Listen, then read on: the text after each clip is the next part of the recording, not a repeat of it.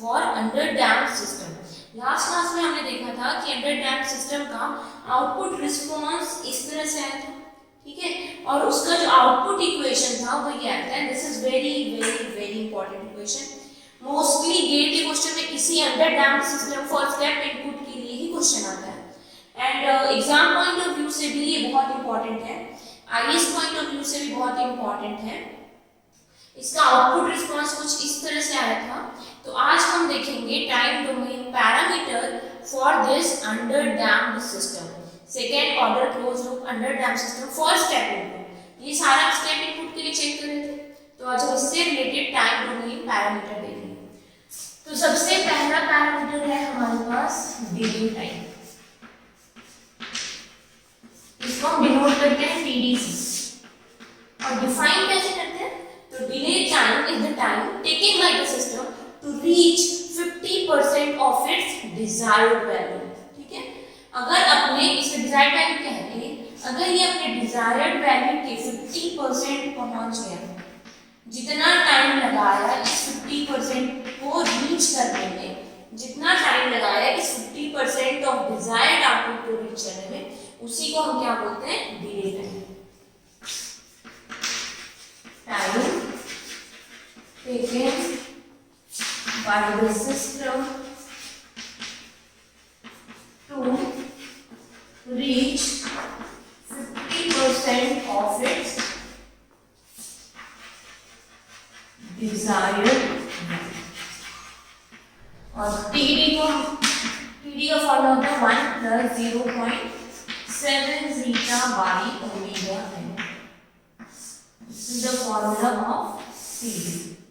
1 + 0.7 zeta by omega n. Next आता है बच्चों rise time. Delay time is not very important, इससे ज्यादा क्वेश्चन नहीं पूछता, लेकिन फिर भी अगर बाय चांस क्वेश्चन पूछा तो तुमको पता होना चाहिए डिले टाइम होता है क्या। डिले मीन्स क्या है कि वो डिले कर रहा है, पूरा आउटपुट को रीच नहीं करने दे रहा है, कुछ डिले प्रोवाइड कर रहा है। तो delay means 50% of its desired output, ऐसा तुम कुछ समझ के चल सकते हो। नेक्स्ट है राइज टाइम। तो राइज टाइम मतलब जो राइज मतलब जो सिस्टम है वो कंप्लीटली अपने आउटपुट के पास राइज कर चुका है, दैट इज तुम्हारा राइज टाइम। तो नेक्स्ट हम पढ़ते हैं राइज टाइम। ये सारा बहुत ही इंपॉर्टेंट है, इसीलिए ध्यान से समझना।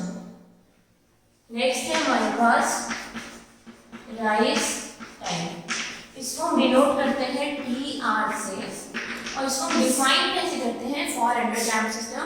तो time taken by the system to reach 100% of its desired value. तो देखो 100% कहाँ पहुंचे, यहाँ पे यही है इसका डिजायर्ड वैल्यू। तो 100% ऑफ इट्स डिजायर्ड वैल्यू पे पहुंच गया, तो उसी टाइम को हम कहते हैं राइज टाइम। जितना टाइम लगा उसको 100% ऑफ इट्स डिजायर्ड वैल्यू पहुंचने में, दैट इज उसका rise time, but for underdamped system, ठीक है। तो time taken by the system to reach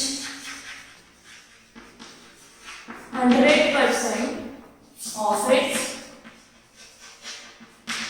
desired value. For किसके लिए, तो for under damped system only, for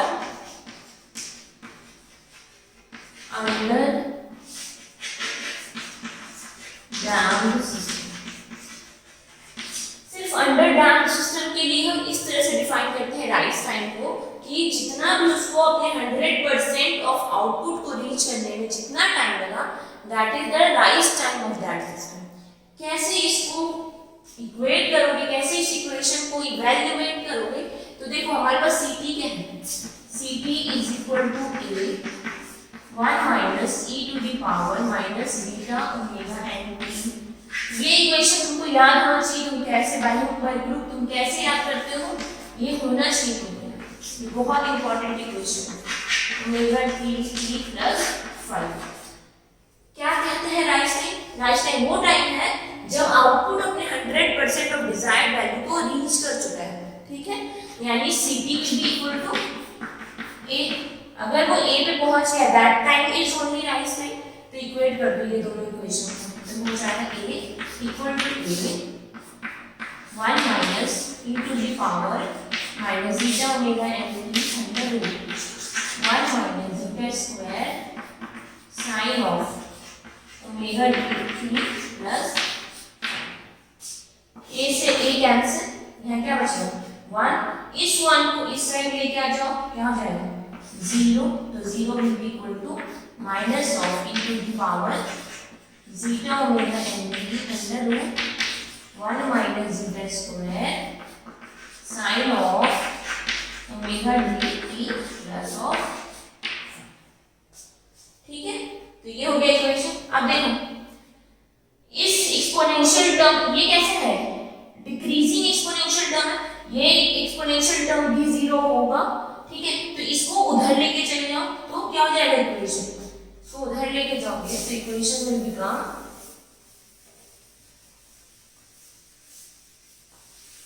इस एक्सपोनेंशियल टर्म को उधर लेके चले जाओ, इक्वेशन विल बिकम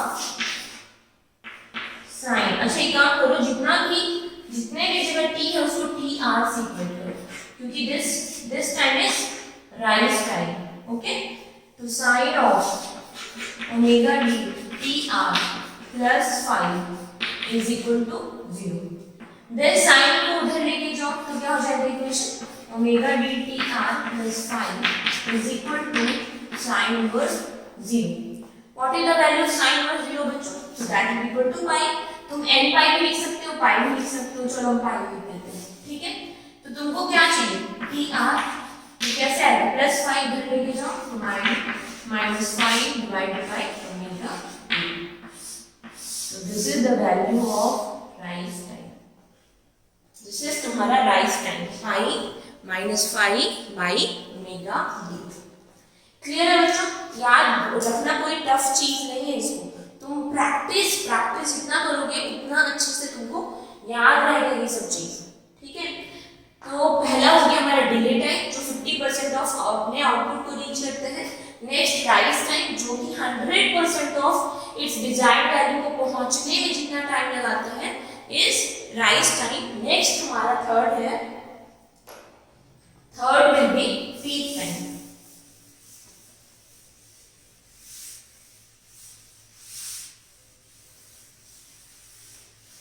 अभी देखो भी जितना भी हम लोग फंक्शन पढ़ रहे हैं दैट विल बी हमारा स्टेप इनपुट के लिए, ये अंडर डैम्प सिस्टम था उसका रिस्पांस, बट कौन से इनपुट के लिए, तो स्टेप इनपुट के लिए, ये ध्यान रखना।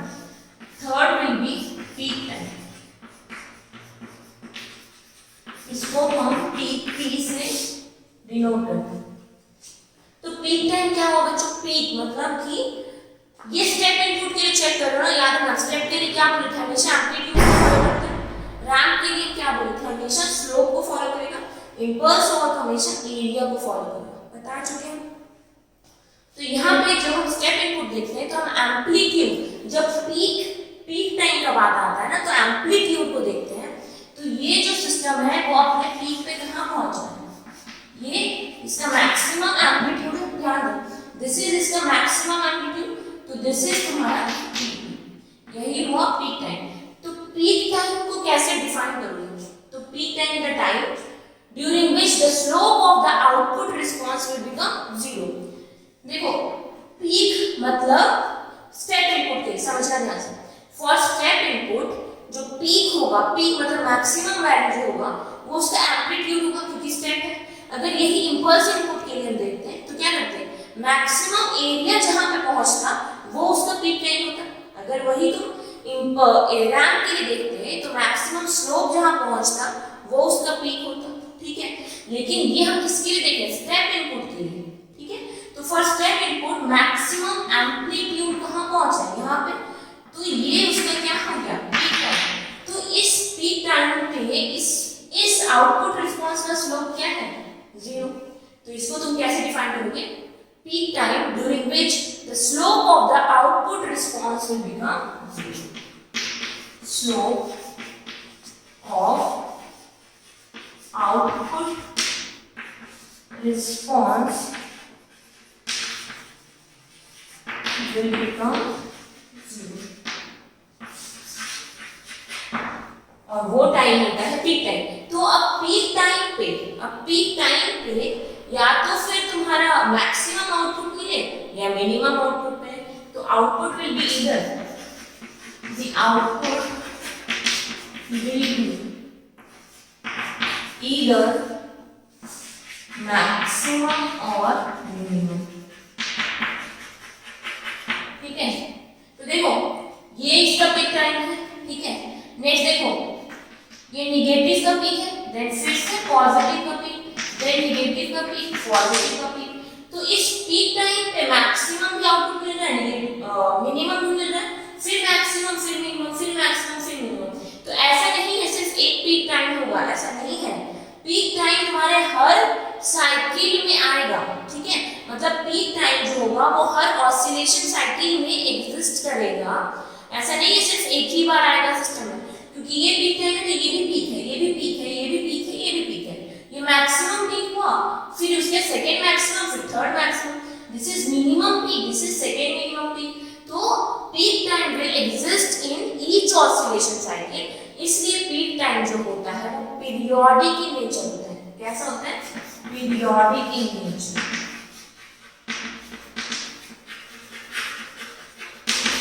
ठीक है। अच्छा एक चीज तुमको बताना भूल गए, राइज टाइम। देखो राइज टाइम क्या था? जब तुम्हारा आउटपुट अपने 100% ऑफ डिजायर्ड आउटपुट पे पहुंच जाए, दैट इज राइज टाइम। तो यहाँ पे इस टाइम पे भी पहुंचा, यहाँ पे भी तो पहुंच रहा है, यहाँ पे भी तो पहुंच रहा है, यहाँ पे भी तो ए पे पहुंच रहा है, लेकिन this is not rise time. ठीक है। राइज टाइम जो होता है वो सिर्फ और सिर्फ, याद रखना, rise time will only exist in first oscillation cycle. वो सिर्फ फर्स्ट ऑसिलेशन साइकिल में एग्जिस्ट करता है, पीरियोडिक नेचर का नहीं होता है। ए पीरियोडिक इन नेचर होता है। Rise time is aperiodic in nature and only exist in first oscillation cycle. But peak time जो होता है वो हर oscillation cycle में exist करता है, periodic in nature होता है। और peak time को कैसे define करेंगे? जहाँ output का जो slope होता है वो 0 हो जाए, that is तुम्हारा peak time। क्लियर है बच्चों? तो देखो peak time निकालने के लिए क्या करोगे? Slope of the output response will become 0. तो चलो पीक टाइम निकालते हैं। तो dCt by dt, dCt by dt is equal to 0।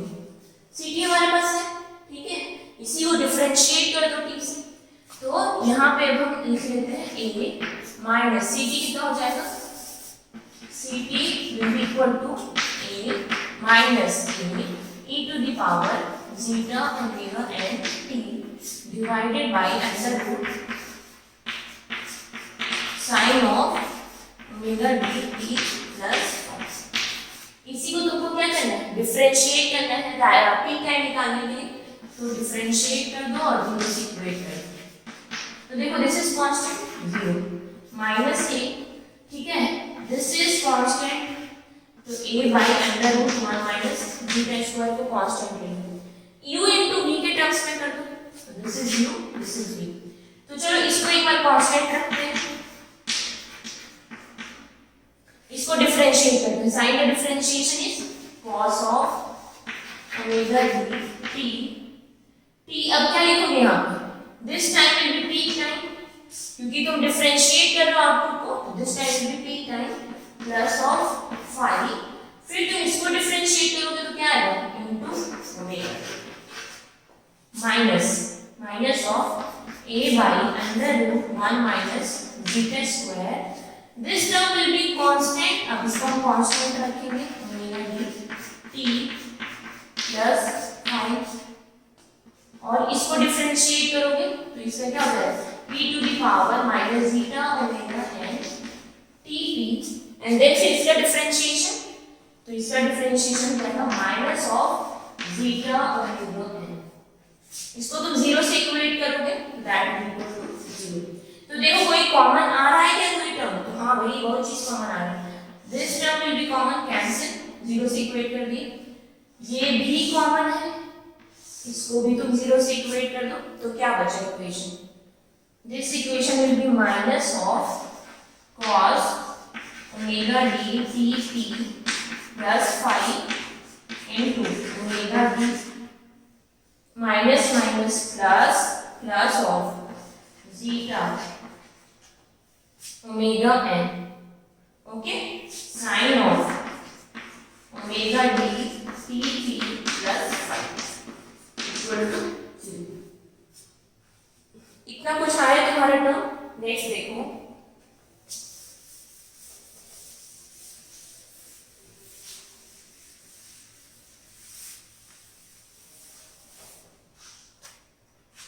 Next देखो ओमेगा टी को हम क्या लिख सकते हैं, omega N under root 1 minus zeta square.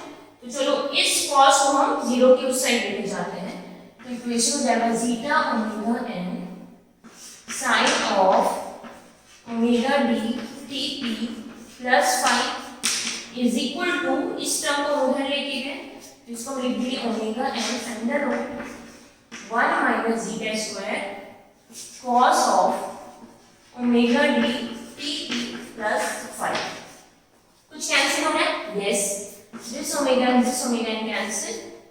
Zeta को क्या लिखते हैं बच्चों, cos फाइव, याद है जीटा को हम cos फाइव लिखते हैं, this is cos five sine of omega D T P plus five under root 1 minus zeta square को क्या लिखोगे, sine five cos of omega D T P plus five. ठीक है, फाइव वाले टर्म को एक साथ और दिस वाले टर्म को एक साथ लेके आ जाओ, तो इक्वेशन क्या हो जाएगा, tan omega D sine by cos omega D T P plus five is equal to sine by cos tan। अब देखो ये equation will become equal to this equation कब होगा, ये इक्वल टू दिस कब होगा, जब तुम्हारा omega D T p is equal to n pi. तुम एन पाई भी लिख सकते हो, पाई भी लिख सकते हो, नो इश्यूज। तो omega D T p is equal to n pi हो तब जाके ये इक्वेशन इसके इक्वल होगा। तो यहां से हम लोग को टी पी मिल जाएगा N pi by omega D. This is हमारा पीक, ठीक है, दिस इज हमारा पीक टाइम, यही हो गया हमारा पीक टाइम। कुछ भी नहीं किया, जो स्लोप था, slope of output response will become 0, तो हम स्लोप निकाल के उसको 0 से इक्वेट किए, हमारा पीक निकल गया। दिस इज हमारा पीक टाइम, ठीक है। अब देखो, तो peak time each oscillation cycle में एग्जिस्ट कर रहा है, पीरियोडिक इन नेचर है। तो ये जो पीक टाइम है ना बच्चों, ये मैक्सिमम भी हो सकता है उसका वैल्यू और मिनिमम भी हो सकता है। तो अकॉर्डिंग टू दिस हम पीक टाइम को 2 टाइम में डिवाइड करते हैं, जिसमें पहला होता है पीक ओवरशूट टाइम, ठीक है। देखो ध्यान से, दिस इज इंपॉर्टेंट, इससे न्यूमेरिकल आता है, इसलिए ध्यान रखना इसमें।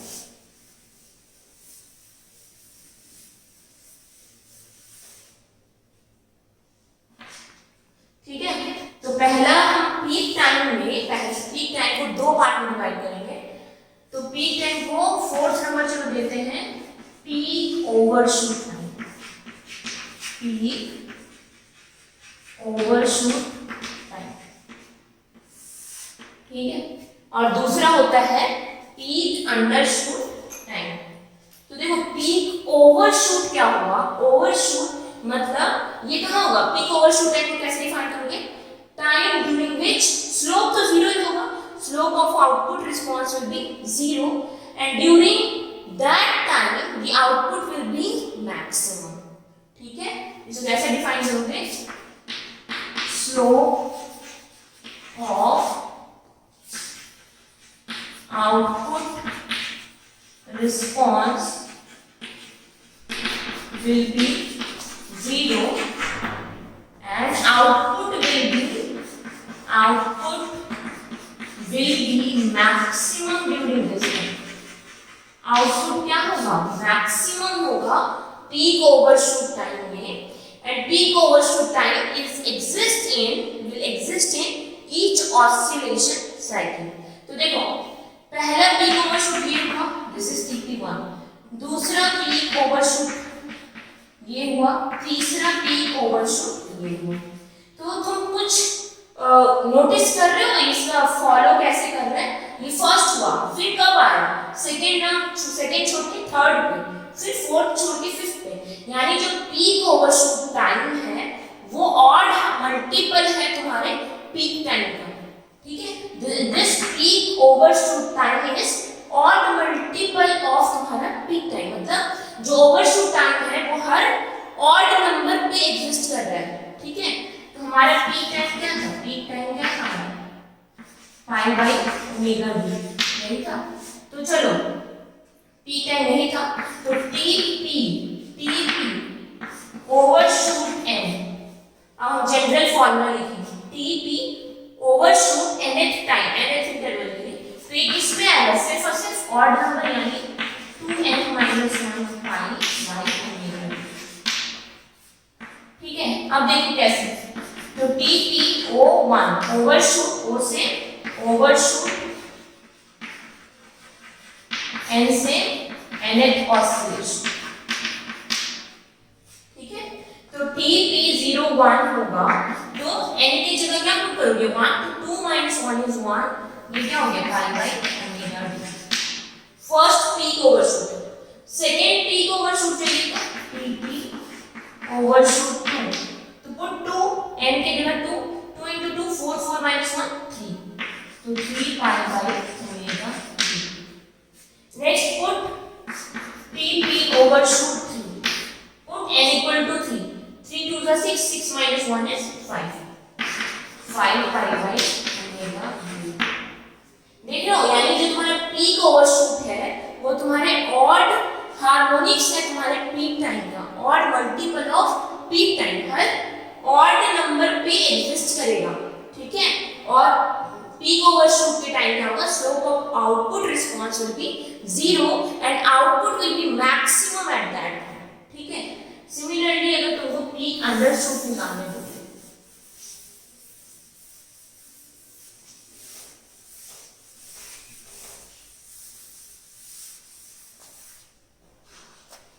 अगर तुमको बोले पीक अंडरशूट है,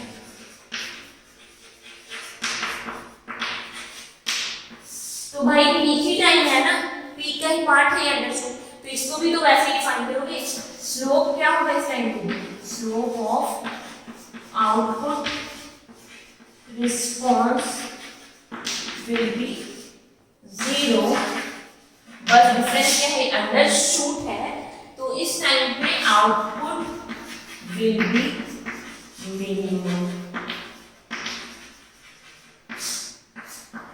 आउटपुट क्या होगा तुम्हारा? मिनिमम होगा, यानी दिस इज तुम्हारा पीक अंडरशूट टाइम U2, इसको U1 लिखो, इसको O1 लिखो, इसको O2 लिखो, this is O3, this is TPU1, this is TPU2, ठीक है? तो जो अंडरशूट टाइम कौन सा टाइम है? जहां आउटपुट मिनिमम हो रहा है, ठीक है? स्लोप ऑफ आउटपुट रिस्पांस अभी भी 0 है क्योंकि ये पीक टाइम का ही सब पार्ट है ना? लेकिन इस टाइम पे आउटपुट क्या है? मिनिमम। तो देखो आउटपुट कहां कहां मिनिमम है? यहाँ पे, फिर यहाँ पे, फिर यहाँ पे, मतलब सेकेंड नंबर, फिर फोर्थ नंबर, फिर सिक्स्थ नंबर, यानी ये जो अंडरशूट टाइम है ये इवन मल्टीपल है तुम्हारा पीक टाइम का। तो हमारे पास पीक टाइम क्या था? n pi by omega D, या फिर तुम पाई बाई ओमेगा डी लिख सकते हो, फर्स्ट के चॉइस। तो अब ये क्या होना चाहिए? इवन होना चाहिए ना, तो T P U N U से अंडरशूट, इसको लिखेंगे 2n pi, even multiple of तुम्हारा पीक टाइम, तो 2n पाई, यहाँ पे n भी लिख सकते हो, कोई प्रॉब्लम नहीं, 2n pi by omega D. तो चलो टी पी U1 निकालो, तो आ जाएगा तुम्हारा 2 पाई बाई ओमेगा डी। नेक्स्ट तुम टी पी UT निकालो, अंडरशूट, सेकेंड अंडरशूट, तो क्या हो जाएगा? यहाँ टू पुट करो, then it will be 4 pi by omega D. तो ये तुम्हारा क्या आ रहा है? Even multiple of peak time. Clear हुआ बच्चों? दिस इज तुम्हारा इवन। बस तुमको याद रखना है कि overshoot will exist in odd number पे, और अंडरशूट, अंडर देख लेना ना, अंडर कहाँ आ रहा है? इवन पे, तो बस ये हो गया तुम्हारा पीक टाइम। ये बहुत इजी है, इसमें कुछ टफ नहीं है। क्लियर हुआ?